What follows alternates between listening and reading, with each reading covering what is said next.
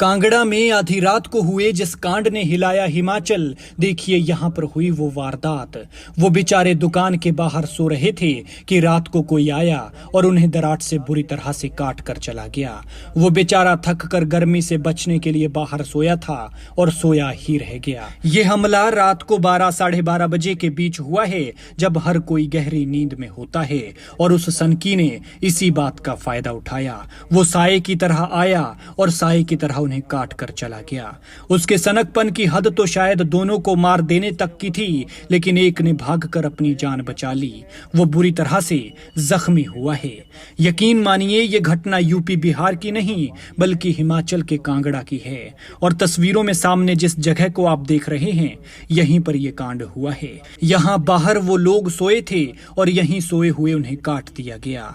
वो गर्मी से राहत पाने के लिए बाहर सोए थे, लेकिन बेचारों को यही गर्मी मरवा गई। शायद भूल गए थे कि ये हिमाचल अब वो हिमाचल नहीं रहा है जो विश्व भर में शराफत और सादेपन के लिए मशहूर था। हिमाचल में अब ऐसे ऐसे कांड होने लगे हैं कि सुनकर दिमाग चकरा जाता है और सुनने वाला भी सिर पकड़कर कहता है, भैया हिमाचल तो पहले ऐसा नहीं था। ऐसा पहले दूर दूर ही सुना करते थे, लेकिन अब इंसान को मारना तो ऐसा हो गया है जैसे कोई मच्छर को मारता हो।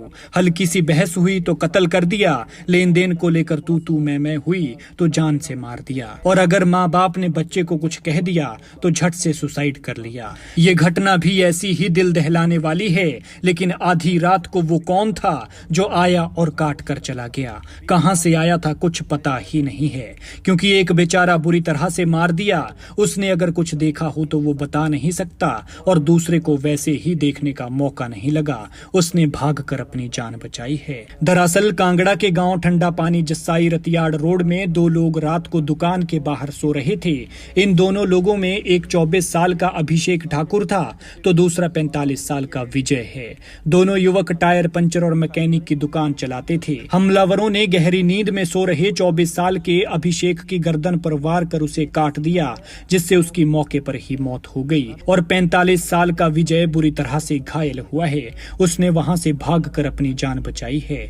बताया जा रहा है कि हमले के बाद मौके से फरार हुए विजय ने घटना की जानकारी मृतक अभिषेक के पिता को दी, जिसके बाद विजय को घायल अवस्था में टांडा मेडिकल कॉलेज और अस्पताल ले जाया गया, जहां से उसे गंभीर हालत को देखते हुए पीजीआई रेफर कर दिया गया है।